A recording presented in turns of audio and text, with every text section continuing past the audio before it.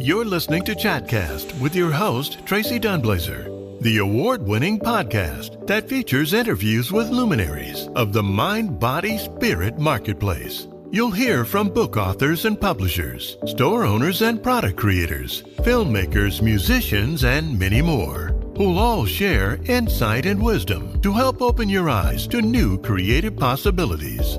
If you fancy yourself as a visionary thinker, then Chatcast is the place for you. Now, here's your host, spiritual empath, shaman, and best-selling author, Tracee Dunblazier.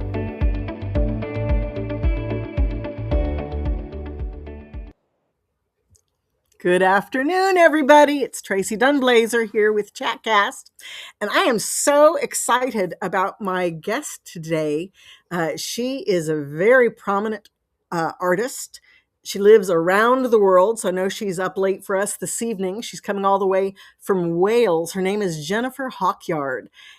She is a multidisciplinary artist and designer living and working in remote West Wales. She specializes in creating intuitively led channeled artworks and messages for her clientele all over the world. Her work is multidimensional, colorful, and imbued with layers of insight, love, and significance. She has worked with best-selling author Kyle Gray to create the Angel Guide Oracle, the Gateway of Light Activation Oracle, and the Divine Masters Oracle and the 22 Archangels Oracle. She's also self-published her 2 volumes of her own creativity journal filled with inspiring artwork and channeled messages to encourage the reader to explore their creativity and intuition. She can be found on the internet under the pseudonym Jez Hawk on most platforms and sells a wide variety of prints products on her website, which you can see in the crawler just below here at jezhawk.com. So everybody, please welcome Jennifer Hawkyard. Hi. Hello. So I'm so glad we have a good internet signal because, you know, this is very exciting. You're so far away, the internet connects us all. I know, it's amazing, isn't it?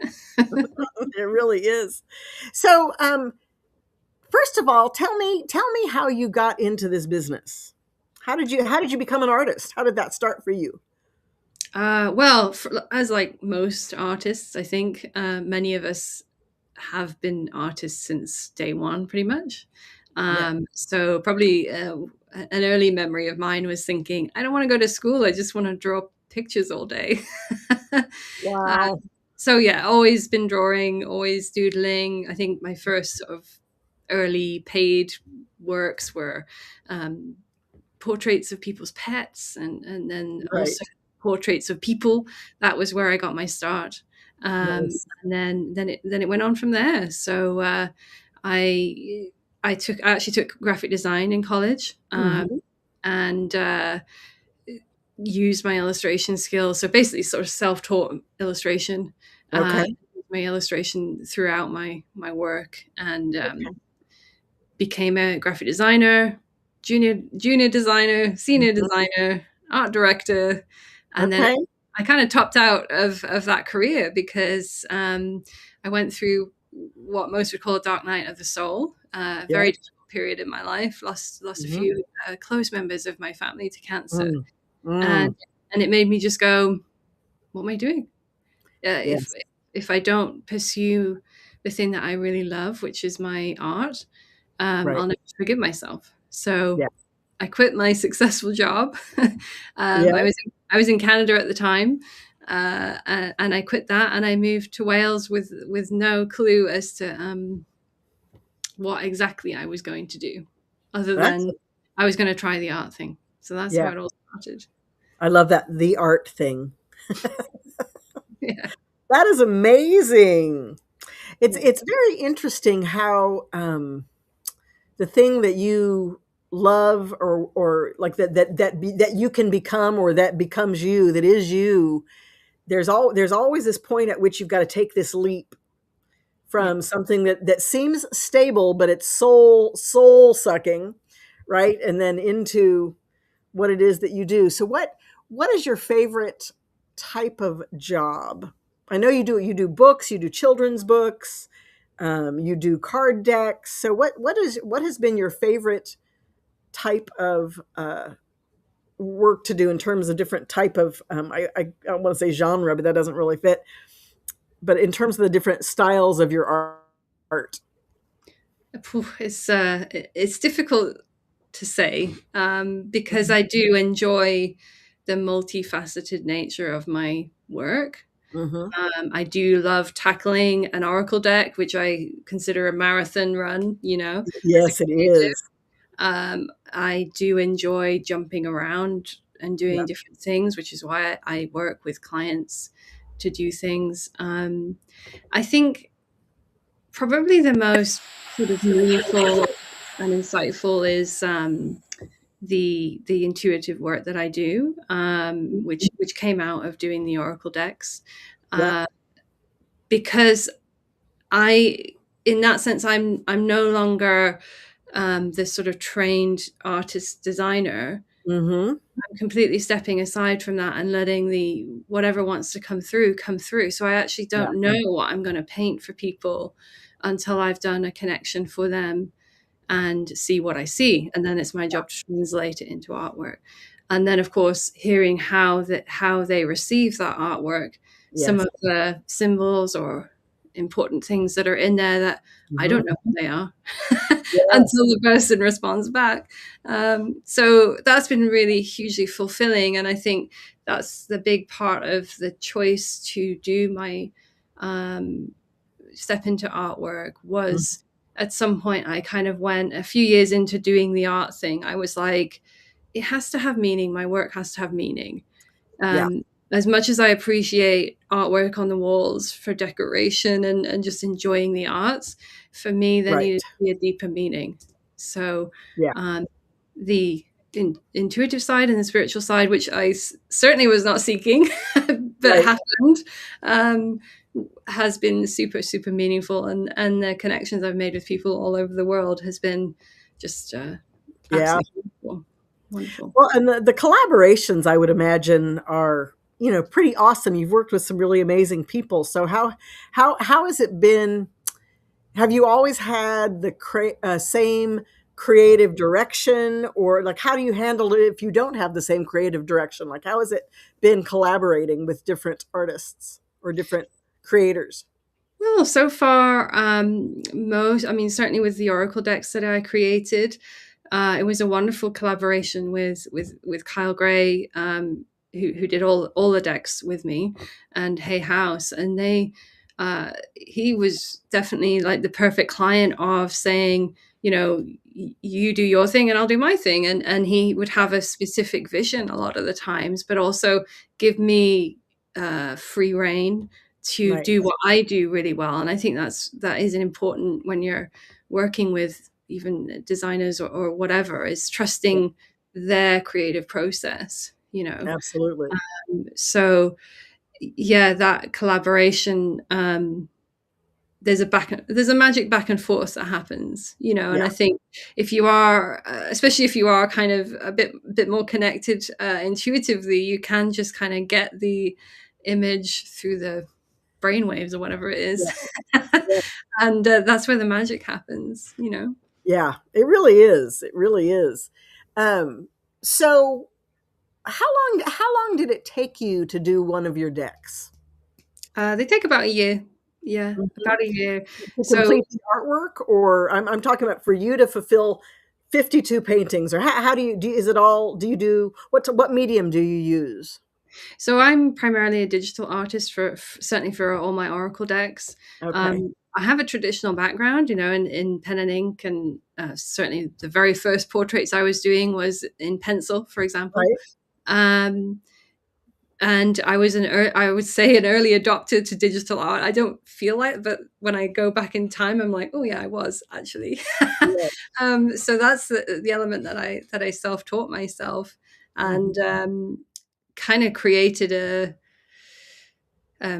way of combining what I love about traditional work, which is all of the textures and Mhm. things, and also bringing in photography and Yeah. um, beautiful colors. And there's a kind of interesting happy accident that happens, I Mm-hmm. find, digitally.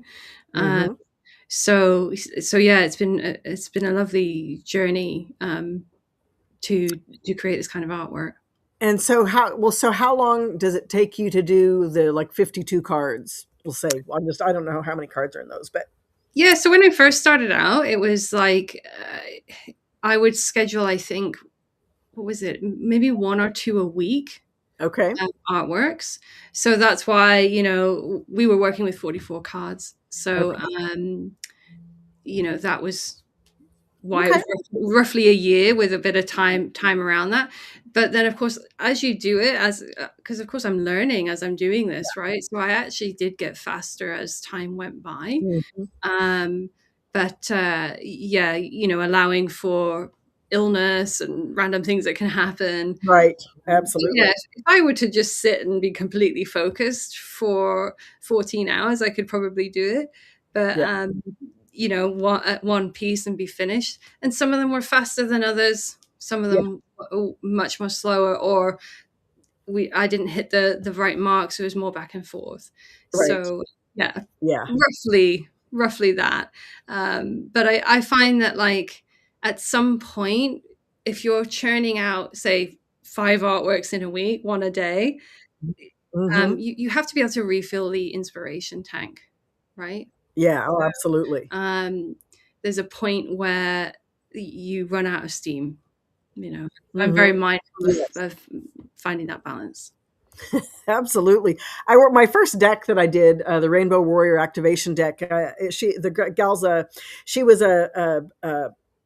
she worked with pastels and watercolor and paint, and I think at the time was using art paper and um, watercolors Mhm. or maybe acrylics. I don't know, but it was on art paper, and so she had a deck already made up, and I'm like, oh my god, I love this. We should do this. And so when we were going through the art and we were coming up with our concepts for everything, I gave her a few notes about, things to kind of fill out the image, because sometimes on a card you want the whole image to be filled out, or unless you have the style of having a lot of blank spaces, Mhm. right? Anyway, so we were talking about that, and she went home and we met the next day, and she came back with 52 new pieces, and I'm like, no, you Gosh. didn't need to do all of them. I was just like, oh my god! Like I'm always in awe of any artist in general who can just pump out a piece of art. It's just phenomenal to me.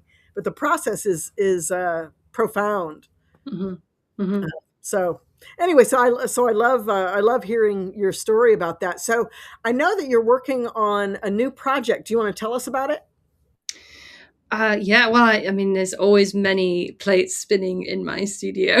Mhm. If I'm not working on my own pieces here and there, I've always got some client work that I'm working on. So I'm working on a children's book at the moment. I actually just finished the first book, written by a lovely author in America. And so we're working together to get the first book launched and published, sort of self-publishing it. Uh, Nice. and then once that's done, I'll be back on to illustrator mode and illustrating book two. So it's a lovely fairy story that she's written, and very, yeah, it's about making wishes and having hope and positivity and sort of changing the world with your thoughts and all that kind of Hmm. stuff. So Yeah. very beautiful to work with. Wonderful. Wonderful. Does it? Are you? Can you tell the title? Yes, it's I'm probably going to get it wrong because I always seem to get it wrong. It's the first book is The Wish in a Dish, and Cute. there's a sort of series title of Faye's Stories from Story City, and Hmm. the author is Natalie Faye. Uh, Wonderful. so yeah, it's been lovely to work on. She's been another wonderful client who's just let me go and do my thing, Yeah. and I've explored a new style, I suppose, for me Nice. in a Uh, way, bringing in kind of watercolory elements. It's mhm. all digitally painted, but it's quite watercolor and bright colors and lots Yeah. of little hidden well, not so much hidden, but lots of little details to Yes. you count things and whatnot. So yeah, Absolutely. it's been a real treat to work on. That sounds lovely. Now, as you know, I'm with I'm the current president of the Coalition of Visionary Resources, and so this is being broadcast live to our membership on our social medias. And I always like to, ask an artist about the business of art. How has that transition going from I'll call a regular job or a corporate job, right? A regular paycheck into being an independent contractor or having your own business. How was that transition for you? Well, it was, I mean, when I think back at that time, like those decisions that I made, moving out to Canada, educating, and then getting a job out there, I love that I went into graphic design because it gave me so many skills. Like I can do all the things Right. that I need to do that most people have to hire someone else to do. Yes, it is.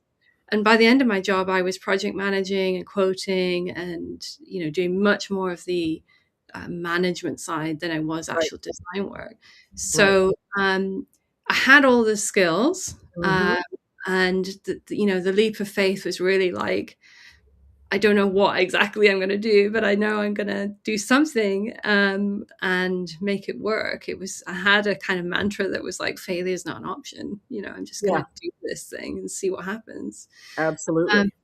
so there was a lot of sort of throwing stuff at the wall and see what sticks, Mhm. you know? And just exploring and trying stuff out. Yeah. And definitely many false starts, uh, Mhm. before I finally started to, well, as I say, I never meant to end up in spiritual art. I really didn't. It's just that Interesting. I had tried the local arts and crafts scenes because it's a beautiful area here, so there's a big tourist draw, Mhm. and my work just wasn't kind of people liked it, but they weren't loving it, Right. and I didn't really want to do more landscapes and I was gonna things. say landscape, seascapes. Yeah, Yes. because I mean, if people are doing it, I don't need to do more of the same. Right. But when I tried a local well-being fair, that's when I suddenly started to get people really responding to my work in a way that I was like, oh, they get it. Like Right. they're getting it. So that helped me kind of find the way through. Right. Um, and I suppose, the probably the biggest hurdle for me was simply recovering from what I'd been through through, Mhm. through losing family members and being with a family member through cancer and all that kind of stuff. So Yeah. it was at least a year before I really felt like I might be coming back to life, if you will. Yeah, I know that exact experience for sure. Yeah, it was very traumatic. So, there was a lot of unraveling of that, Yeah. and then rediscovering what it was that I was doing and wanted, and all that kind of stuff. So, Mm. um, but yeah, it's I have no regrets that I did the design thing because it's given me so many skills Oh, uh, absolutely. to really tackle pretty much anything that people would throw at me. Yeah. So it's great in that way. Okay, so one last question. What what is your most important self-care thing to do for yourself as a small business person? Because as a small business person, you are a team of one, or you hire, you may have people that work with you or work for you, but it's always a team of one when you're a small business. So how do you take care of yourself? How do you prioritize that? Well, so coming out of my web design job, I came out of it with pretty bad tendinitis from literally clicking and scrolling too much. Uh, Okay. and it was my right hand, my drawing hand. Oh goodness. So I had to teach myself to use my mouse with my left hand and be a lot more No. ambidextrous. Yeah. And it was in a significant amount of pain for a long time. So I had to drop the idea of the 40-hour work week, which was kind of drilled into me from that job, right? Right. Of course. And I still struggle with that, like feeling like I'm not working enough, Right. even though as self-employed people never really stop in the head, right? No, absolutely. So for me, it's been finding that balance between um, feeling like, oh, I'm really in the zone, and like your artist friend could do 52 artworks, and Yeah. listening to my body and going, no, because if I do that, I'm not going to be able to work tomorrow, or might Right. be in a big kind of inflammation phase. Yes. So I've had to really find a balance, and it has been frustrating at times when it does. I do something that triggers it, but in order to continue to do what I love, Right. it's really been a journey of listening to my body. And of course, being a digital artist, I'm sitting in front of a screen a lot of the time.